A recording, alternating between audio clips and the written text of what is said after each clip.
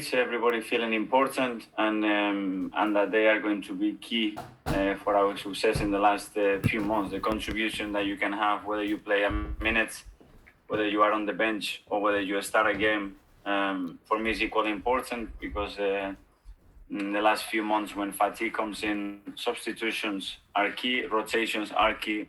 When you have the opportunity, you cannot demand, no, I need 4 or 5 games now to perform. You have to do it immediately, and you have to maximize the minutes that you get on that pitch. And Burnley, you've got against in the next fixture. They beat you in 1-0 in the return fixture. But what can we expect from this game on Saturday? Well, a really tough match. I think is remarkable what the club, what Sean and the coaching staff have done in recent years with the resources that they have, the style of play that they have implemented, and how well they execute it, how efficient they are. It's always really tough to play against them. At home, it was a tricky game because we play with 10 men as well, and we end up losing on a set piece, which is a big part of the game. So hopefully we can get a very different result. And you're 10th in the table, so there's 8 points between you and the top 4. Is that the aim for this season? Well, the aim is to go and beat Burnley. We've been chasing that for a while. It's not in our hands. The only thing we can control is our own results and performances, and we are fully determined to do that better than what we've done in the last 8 months. And last one from me. Is there any injury updates, including Emil Rose-Smith as well? Well, Emil had a scan yesterday. It doesn't look a significant injury, but he was in discomfort. And for the rest, hopefully everybody should be okay. Thank you very much, Mikel. Thank you. Thanks, Rebecca. We'll go to Jamie Weir from Sky. Hey, good on, Mikel. Even at the start of the season, or that sort of tricky patch that you had when results weren't necessarily great, you were always adamant that the performances were pretty good, so you were fairly content. Are we starting to see that now, that we're getting the performances as well as the results? Yes, we have seen that more consistently since the Boxing Day. Even though we've lost some games that probably we should not lose, but it's part of football. But I think the way the team is playing, obviously, there are a lot of improvements. But again, there are so many things that have to still get better, because even at Leicester having total control of the game, we gave them 2 big chances. One, the one they scored, and the one that when almost we gave the ball to Vardy to score. And when you make it 2-0 in this league, you make it so hard for yourself. And after it's true, the team had a great reaction. We play well, and I think we deserve to win the game. But there are so many things still to get better at. It seems at the moment you've got so much attacking talent in particular at your disposal, and you're having to leave players on the bench some weeks that clearly, they're ambitious, talented players. They won't be happy being on the bench. That's a different side to management, isn't it? Having to keep all those players happy. Is that still part of your management that is developing?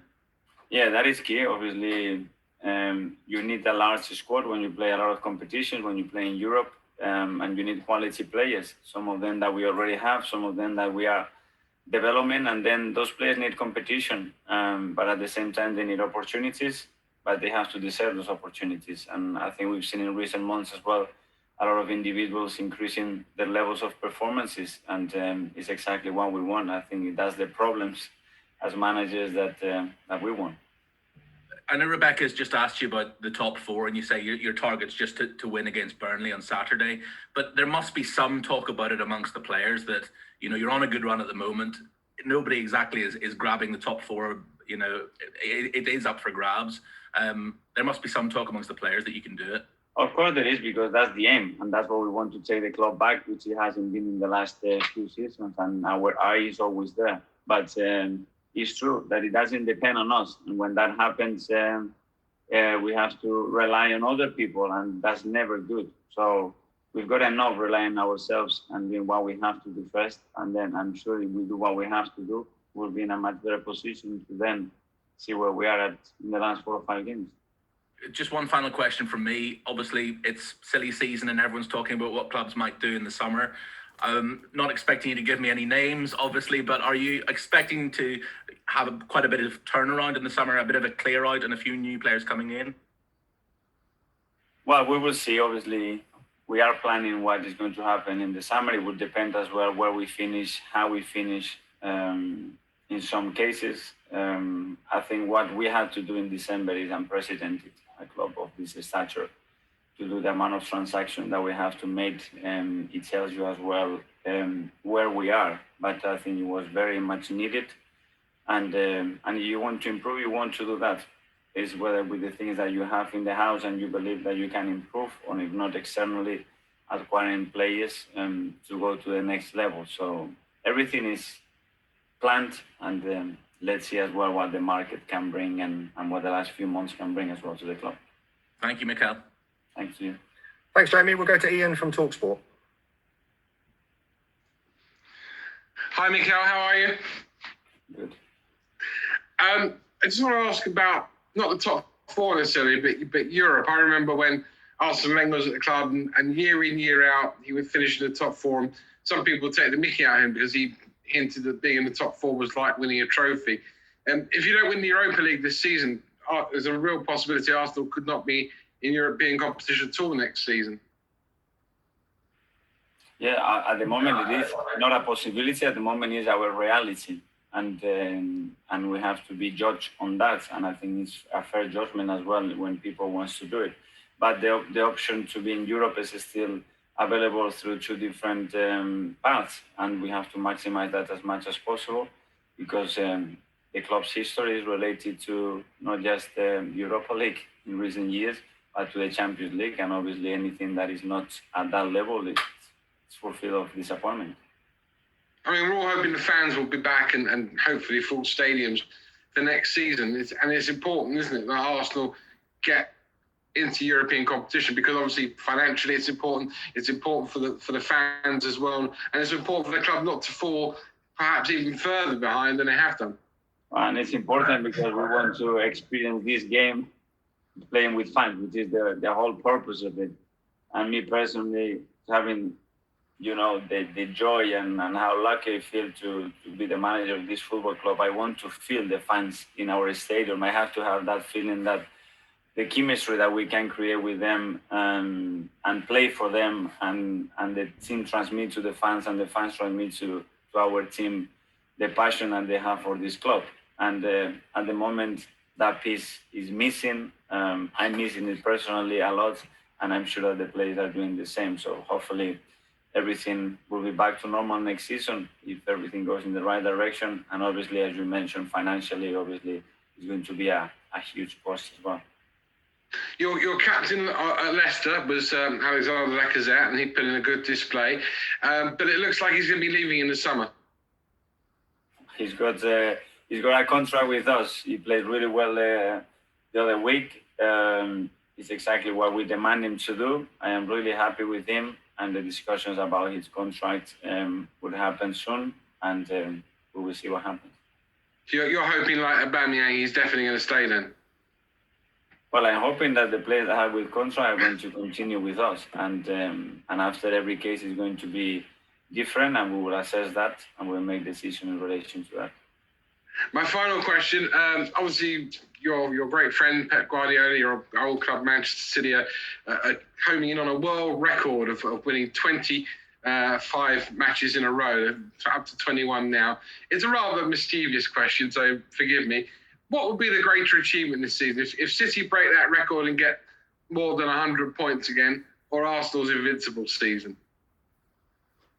I don't think we need to compare. I think what City is doing under Pep is phenomenal, not this season, but the season that they've been together. To sustain that level of perfection, to sustain that hunger, and the level of the way that they play football is a joy to watch. And we all have to be grateful that in this country we have the joy to experience something like that, because it's not about the way they play, it's the character that team shows, the spirit that it shows, the hunger, and not with the ball. I think the best example is these players with the ability that they have, how they chase that ball when they lose it. I think that's remarkable, and Pep has done that at every club, and I think it's a joy to watch that team play.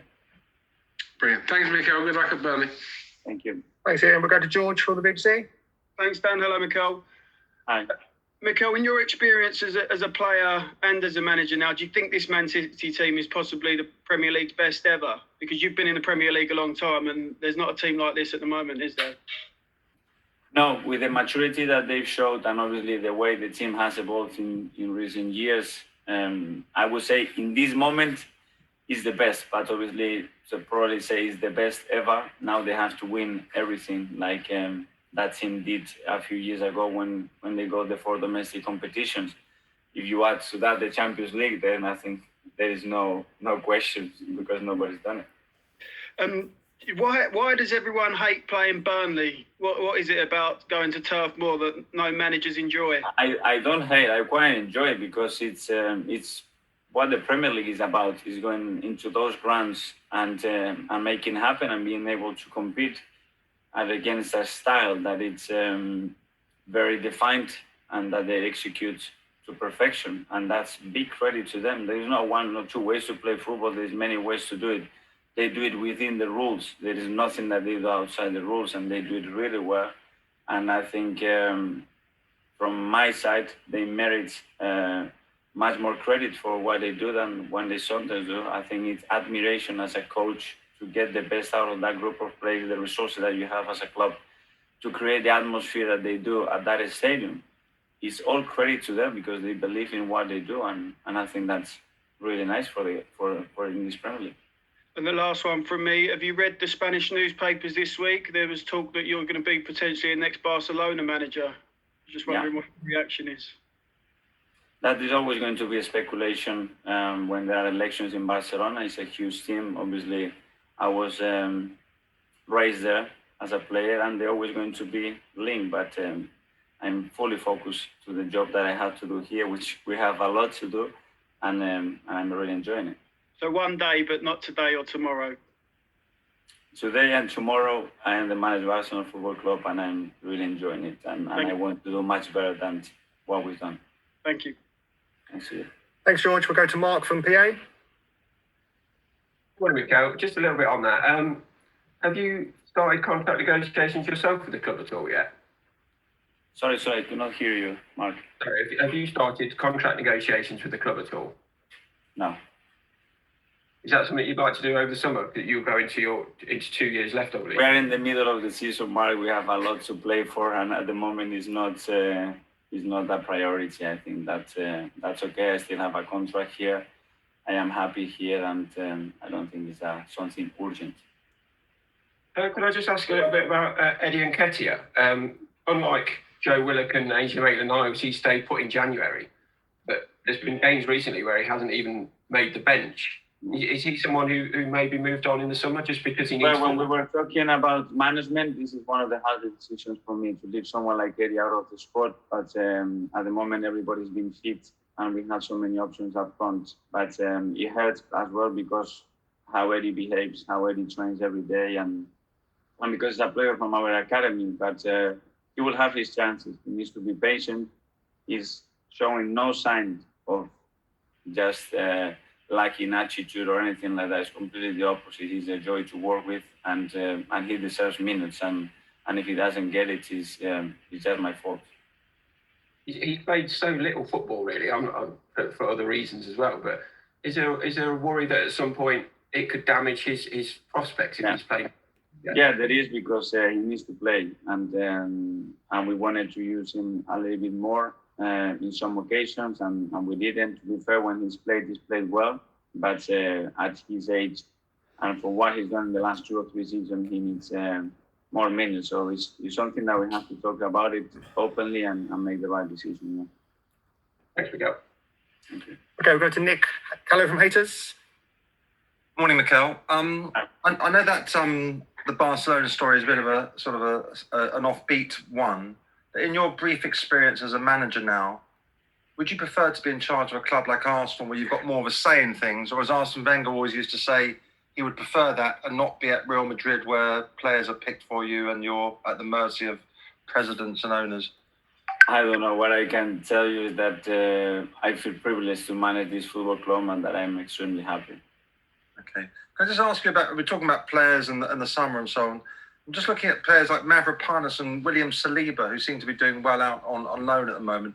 How much are you keeping in touch with them, and how much are a part of the future plan? Well, we're having meetings very often to assess what they are doing. Obviously, we are getting all the information and watching their games because I want to keep a very close eye on what they are doing. We were talking yesterday, for example, with Ben Napper, which is our loan manager, that is in charge of monitoring everything that we are doing. We are in contact with the players, and let's see. It's good news that they are playing. It's good news that they have the possibility to have a lot of minutes, because that's going to give us a much better perception of where they are and how can we use them.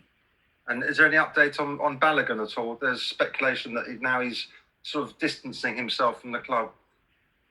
I wouldn't say so. I think I am pretty positive about it. Every time I spoke to him, he mentioned the same thing, that he's determined to stay here, that he wants to stay here. We had some really positive conversation with his agent as well. Edu is in charge of that. He's been spending a lot of time and energy to try to get that deal happen, because it's important for us to keep our talent in the house, and what I can guarantee is that we're doing everything we can to keep him.